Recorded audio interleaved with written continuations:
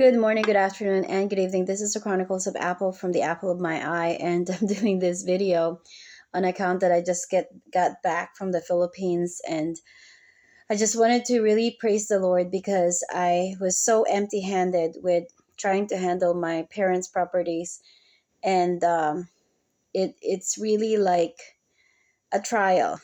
It's like it's an act of faith to try to follow through and take care of things on my own, and I went through one struggle after another, but I saw the hand of God working throughout. In fact, I even had people, either relatives or random people, that came to my aid to help me navigate through the things that I needed to find out.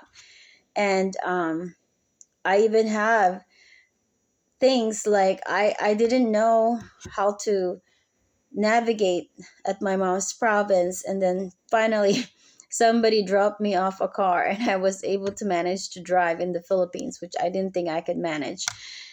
Then not only was I able to drive, a cousin of mine came and helped me go through the different buildings because we have to pay for taxes and find out how to do that. And um, money was also a problem, and I have to go from bank to bank pulling out money just to pay some taxes, and I never had to do that before, so in person. So it was not as bad as I thought, and I was able to drive, and then my aunt also lent me her house to stay in, and I got to meet some people there that are very nice couple. And I got to sitting with them, praying with them, talking and telling stories with them.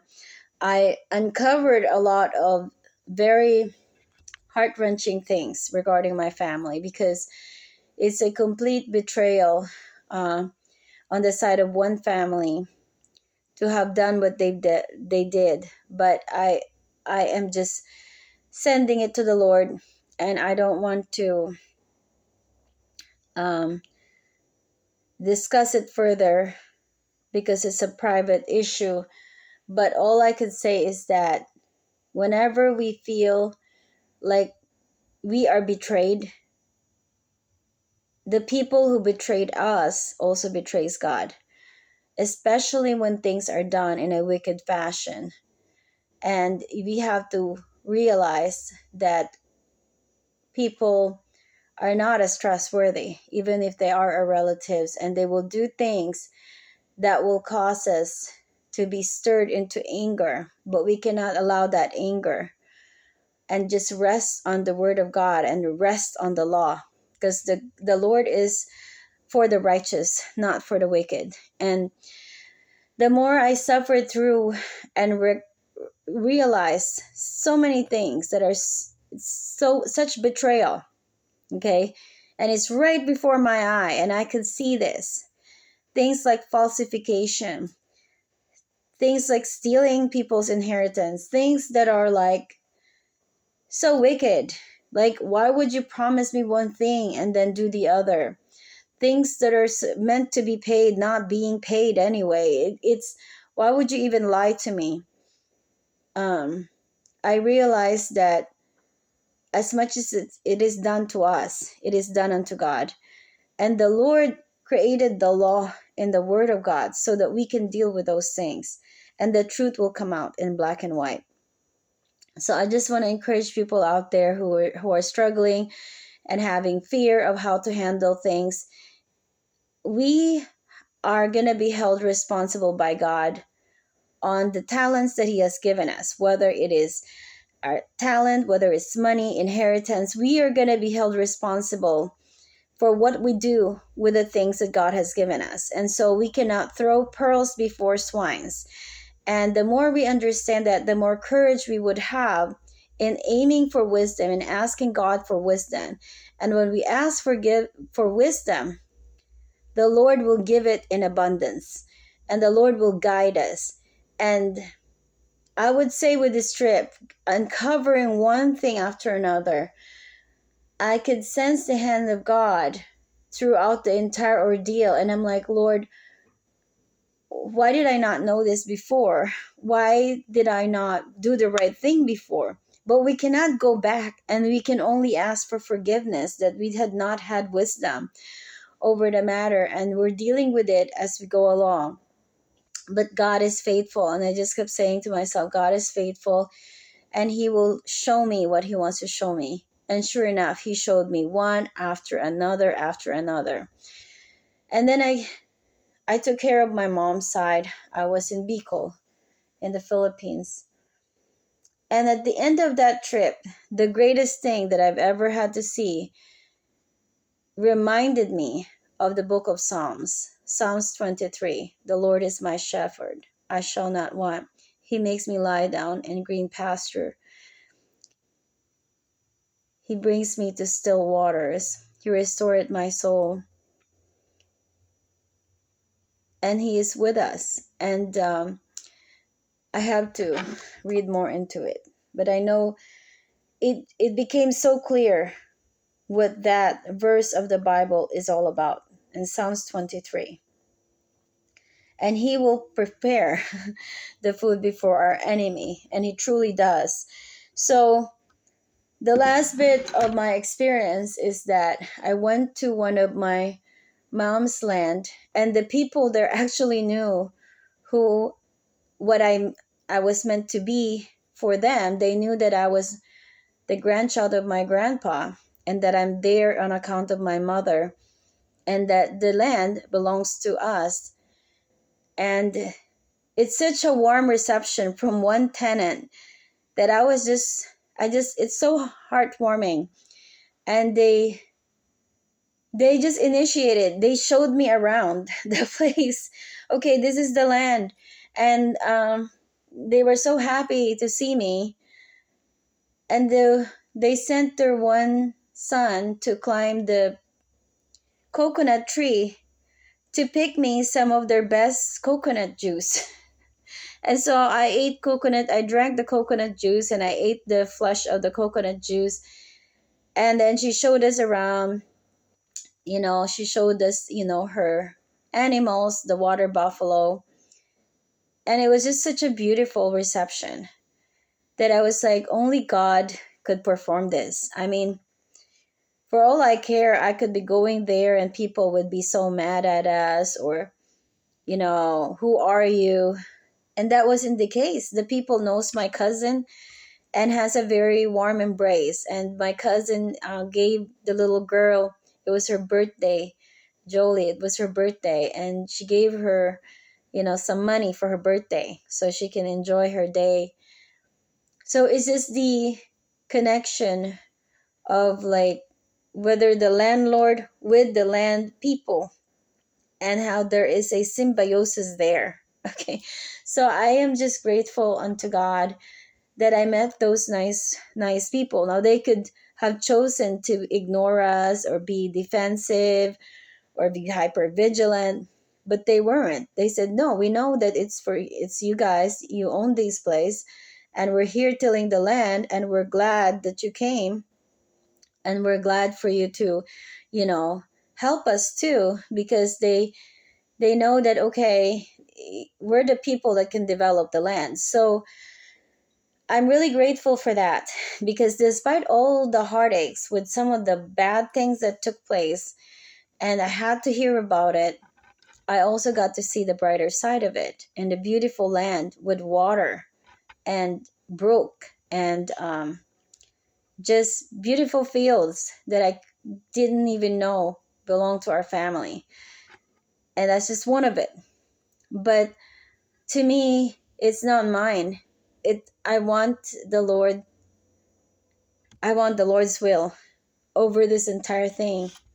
I want the children to be blessed, and I want the Lord to show me every step of the way what to do in order to handle it, and to take care of it, and to take care of the people there. So besides that, I was so surprised that not only was I able to have a car, I was able to drive, meet my relatives that are in good standing with the people there, and the people having a better reception than I ever expected on one place, because most of my time was just spread trying to get papers from municipalities. And it's been so long, and it was so liberating, and I can only praise the Lord. I feel like the Lord just wanted me to take care of it. And you know, there are things that I needed to find out because something happened to my grandfather, but I don't want to discuss it here. But anyhow, another thing that took place is that I went to take care of my dad's stuff in Manila. And I was so surprised that on the day that I'm supposed to get going on that weekend, I have to plan to get a bus that takes me from Bicol all the way to Manila. So Manila is about 10 hours.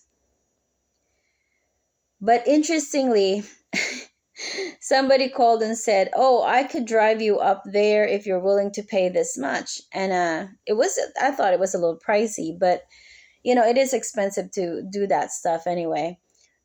And I'll have a driver to take me up. So I figured this is not a bad idea. So it was good. I got picked up. Right before that, I went to church on a Sunday. Oh, on a Sunday, I went to church. The hotel where I was staying was a minute away from an actual church, a Christian church. And they were singing while I was getting ready in the morning. And then I was like, oh my, the church is just right nearby because I can even hear them singing. I thought the air conditioner had a musical instrument in it or some kind of a radio, but it was actually the sound from right outside my window where the Christians are singing and doing worship. So I went there. I got to meet one lady who is from the same hometown as, one of the, some of my relatives. And we got to talking. She's very much a Christian. And, she's debating what to do with her property, whether to sell it or build it into something if she could afford it. And I said, well, I'm going to pray for you, but I'm also dealing with stuff. And so it was good that we made friendship, as Christians. And we got to talking and praying for each other. And the message of the day was about Jesus calmed the storm. And it was so interesting because I didn't connect much about this particular verse of the Bible with what I was going through. But on right after I came from that church, my shoulder started to have stabbing pain. It was so painful that I literally cannot even roll properly off the bed because it feels like my whole side is just like stabbed. Stabbing pain, very sore. And then I thought it would be a good idea to get a massage, and that just made it worse the next day. It was still like I felt very drained. I couldn't do so much, and I was just like, how am I going to get anything done? I'm supposed to type some information for my relatives. Then, soon after that, because I had made arrangement that, I want to be picked up and be driven to Manila, this person came. So the driver came, and I've been talking to this driver because he's the one that drops off the car whenever I wanted and takes it back. And I would pay him. And then, I would ask for a car again. Just when I thought I was done with it, I'd ask again. So we went to Manila. I booked for 2 days a hotel so that I won't be stranded after I get to Manila. Come to find out, the hotel does not have an agent, and I was left outside to sit in the car till the next morning. The very next morning, I figured I need to go to the bank. And I said, okay, while it's still 6 o'clock, let's just get going. And I need to inquire about this thing. But then on the way there, we are so close. The flood came up and it was so bad. And I said, no, I don't think we can keep going because I know where we're going, to that bank. That area is a flooded area, well known for flooding. and I don't think we should go there. Sure enough, the bank was also closed because of the flood. And I'm like, oh my gosh, I looked into the weather report, and it looks like for the next 5 days, there's going to be thunderstorms because of two typhoons that actually built together and has been causing a lot of rain in the area and around different parts of Asia.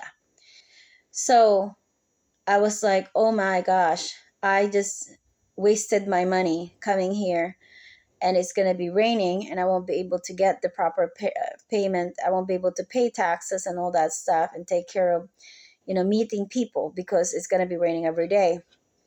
So at some point in the flood, I said, okay, let's go up to a higher elevation, stay there. Okay. And there was a Shell station, and we were able to stay there for about 15-20 minutes. And then the guy said, okay, you guys need to get going because this is for the business and you can't be parked here for so long unless you needed to get gas. So we had to repark, and they were guiding us to another area, which if we would have climbed up there, the back end of the car would be flooded. So we decided we're going to go bypass that into another spot. It was flood, flood, flood everywhere, left, right, center, until we came to a point where we went up a little bit, and it's called Rojas, and there was no flood on the ground of the highway. So when we got there, I said, okay, while there's no water here, let us stay here till everything dries up. Right ahead of us and behind us is fully flooded areas, left, right, center, except our spot.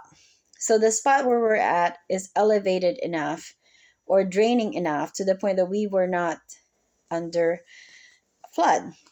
Then there are cars parked to the right, and more cars had ended up parking because they realized it's a higher ground. But then the rain kept going, and we started driving from 6 and spent all our morning watching the rain go up and create this flood. And I know that the flood was happening not because of the rain, but because of the poor drainage all over Manila. And the reason I can tell that is that there were some spots that goes down and there was no flood, and some spots going up with a flood because of the drainage system. So while I was sitting there, I was praying and I took a nap, and I was like, Lord, did you actually send me here so I'm going to be in the rain for the next 5 days, and maybe people have to rescue me from a car that's going to be flooded? And so I was praying and I said, Lord, you make a way. I need a miracle. I need to get things done. Um, Please, Lord, move this typhoon, like stop the rain. And then in my heart, I received, wait till 4, it's going to be over and it will calm down. So the rain kept going and going. And finally, I couldn't wait for it to be 4, because if the word is right, it will not, everything would settle down. And past 4 o'clock, I'm like, okay, Lord, it stopped. Yes, thank you, Lord. Then it started to drizzle again. And I'm like, I thought you meant like it's going to stop. And I looked, okay, now the water has also, it has elevated and it was hitting the rim already. And I said, Lord, I thought you're going to turn this off. But so I prayed out loud and I told the driver, I said, listen, we need a miracle. This is not going to work. I need the water to stop. Lord, please bring the water down. Please bring the water down. Make a way. I don't know if. And I was like, I look like I'm panicking, but I just had to pray out loud. And I said, we need a miracle. That's the only way that we're going to get out of this place, because I haven't had a good sleep. I haven't been able to lay flat, and I couldn't use the hotel. And is it going to be for the next several days, or are we going to have to be rescued from this rain and flood? So I was looking all the cars around me, and I can see splashes everywhere. And it's past 4 until at some point at that 4 o'clock mark, finally it stopped raining. And I was like, oh, great. And so I took pictures of the sides. Okay, I was looking at the flood hitting the rim, and I was like, if it's going to go down, maybe it'll go down in an hour. And sure enough, in less than 2 hours, there was no more, even though there were drizzles of rain, there was no more flood on the ground. It was it's not drying, it's still wet, but it's not flooded. But I can see that in front of us, there's still water. So we had to wait till it's past 7 or 8. Then I said, maybe we can go turn around, get somewhere where we can, I booked another hotel. Anyhow, the goal is to get back to a place where I can rent a hotel, and condos is what you get. So anyway, the flood is still, we were able to go on drier parts. Okay, but to make the turn, it would be knee high to thigh high flood. And I said, no, we're not going to go through that. So it was already past. Okay, so we're at least on dry ground at another area. And I was praying, praying, praying. And I was thinking, okay, maybe by 10 we can get going. But anyway, even past 12, I think it's still pretty heavy. There were more cars passing through, but it was still pretty high of a flood ahead of us. But after I took a nap, by 6 o'clock, finally the driver woke up and decided to drive. And as he drove, eventually it was all dry. And he says, oh yeah, the typhoon has left, so we're good to go. And I was like, oh, I hope and pray. Oh, thank God, we actually made it out of there. Because floods in the Philippines can sometimes take 2 or 3 days to dry up. And it has a higher tendency to go up higher than it is. It's not as quick to go down. So for about an hour, it took from the time the rain stopped till the time the ground dried up in the higher spots.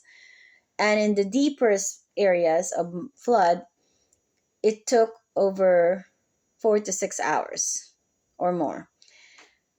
But the good thing there is that we got out of it, and it was a beautiful sunny day the very next day. I got to stay at the hotel from 6 or 7 in the morning, and I just took a shower, rested, and started, to drive. And finally, got back to doing everything that I needed to do. And then the last bit of it, I was able to pay the taxes, and then going to, oh, the one other thing that happened is that even though I had, like, before the flood, I was dealing with a stabbing pain on my shoulder, and I kept praying, Lord, by your stripes I am healed. By his stripes I am healed. By his stripes I am healed. And during the rain, I noticed my shoulder doesn't have any pain. It was perfectly fine. But I was dealing with the rain. But then the Lord also cleared the rain and took away the typhoon. And then there was also a part where there was no battery in the car because we had used it up from keeping it on. And it needed to be jumped to get it started. And I was afraid that it won't get started because there cannot just be a bunch of mechanical places in the flood. So I was like, okay, let me pray so we can get going. And so finally, within the hour that I prayed, I said to the driver, please go look for somebody to jumpstart the car. I don't know. So he finally looked for one, and I guess they wanted to get paid, so we paid him. And then he jumpstarted the car. And luckily, it worked because I was afraid that the car got damaged because of the flood. And so we were able to move. So now I finally got to the hotel, and then the next day I have to get another hotel nearby a certain place because the bank doesn't want to release money. And okay, I still have to pay for taxes for my dad. So I went to the two places, and I got to pay for both two places. And then at the end of that, I got to meet the people that I used to play, with when I was younger. And we're all adults now. And they're they wanted to help me rebuild my dad's property. Of course, it's going to cost money. And they have a design. And I wanted the design to fit a place where there will be like like it's a meeting place. The first floor would be a meeting place with open patios left and right, so it's expandable. And I wanted a bathroom where a big tub, like a little mini swimming pool that acts like a baptism, will be designated on the right side of the house, leading to a room. Okay, then there's a kitchen, and then a dirty kitchen behind. So all these things, they designed it, um, and they are all from that area. And so now, then there's three designs, and one of them is first floor, second floor, and third floor. And I wanted the third floor to have the second floor to be like a missionary depot or family depot.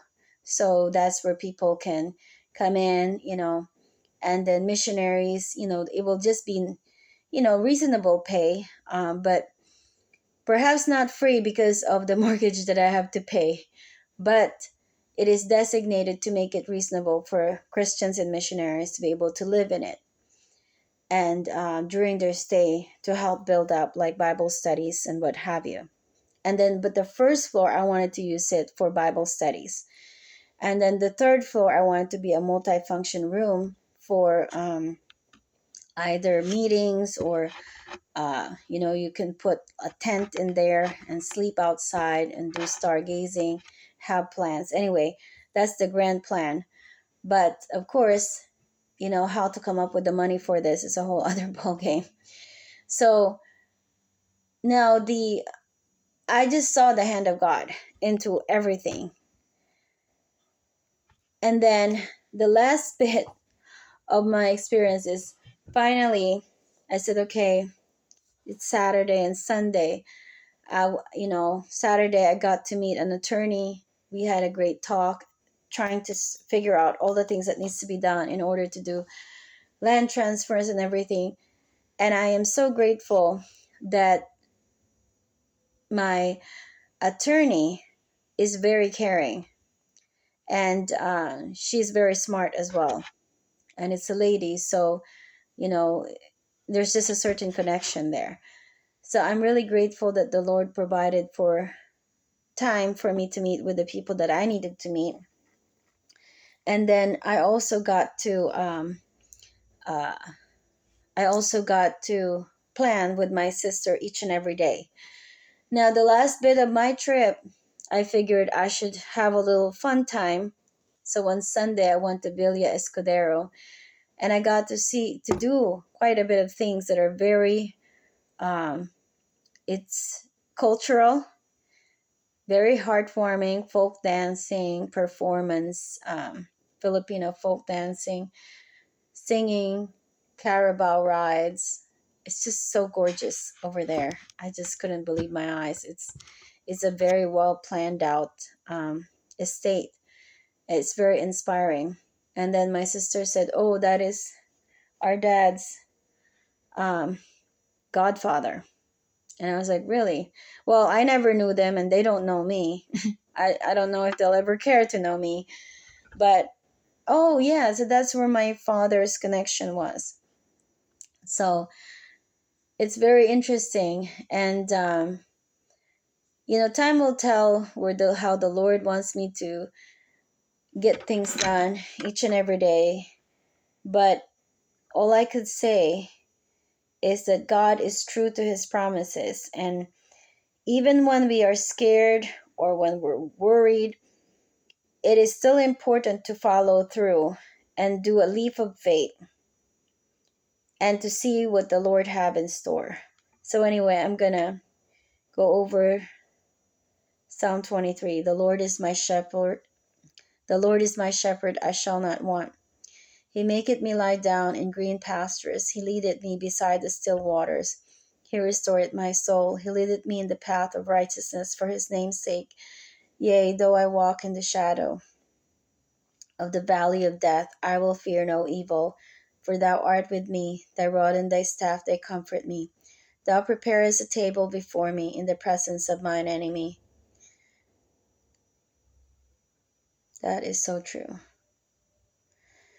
Thou anointest my head with oil, my cup runneth over. Surely goodness and mercy shall follow me all the days of my life, and I will dwell in the house of the Lord forever.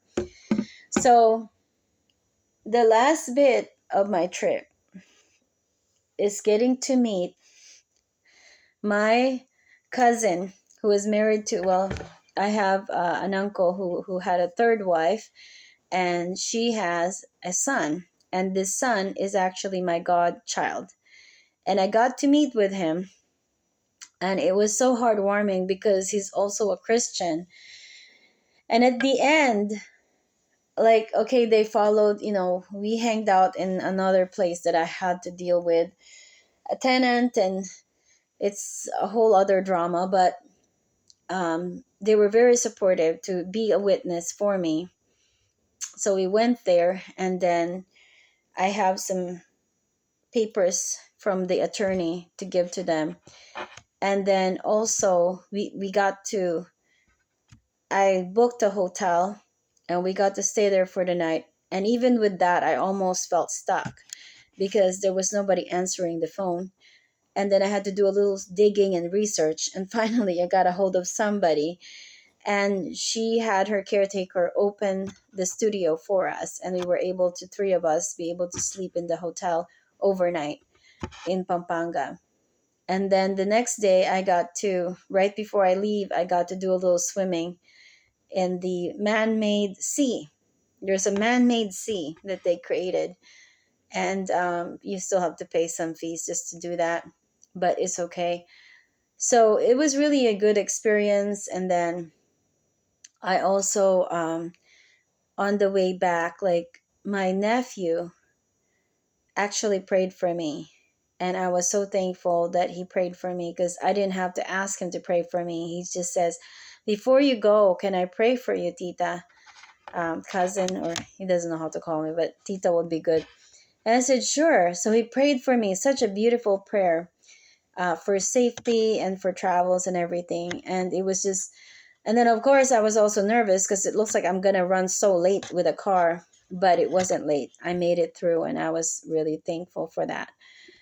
So, what I could say is that God is in the midst of everything, and we have to stick with the truth and know that the law is for the lawless, and the law is created to protect the people that are righteous. And I'm not saying that I'm a righteous person by every means. There's certain things that I still need more conviction of, such as not getting angry so quickly. But the Lord has been faithful in molding my heart and giving me the courage to do things step by step. So I just, wanted to dedicate this time to do this video as a memory of how faithful God is in my life. And I pray, if anybody ever have to suffer betrayal, if you ever have to feel so pushed down, fearful of how to handle things, that you have to do it, but you're afraid because it might be too hard, or people are harsh, or it's not worth it, but you know that you're supposed to go through it. I just want to encourage anyone out there that God makes a way out of no way. I had to go through a flood the first day I had to be in Manila, trying to do my due diligence for my parents. And meeting the flood on the first day was rough, but the Lord cleared it up, literally cleared it up.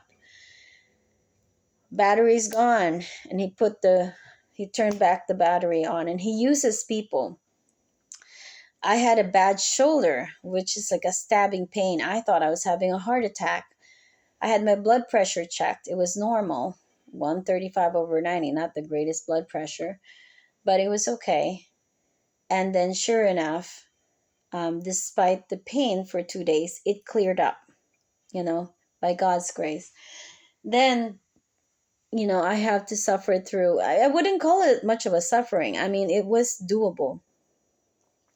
It's just the struggle trying to figure things out every single day.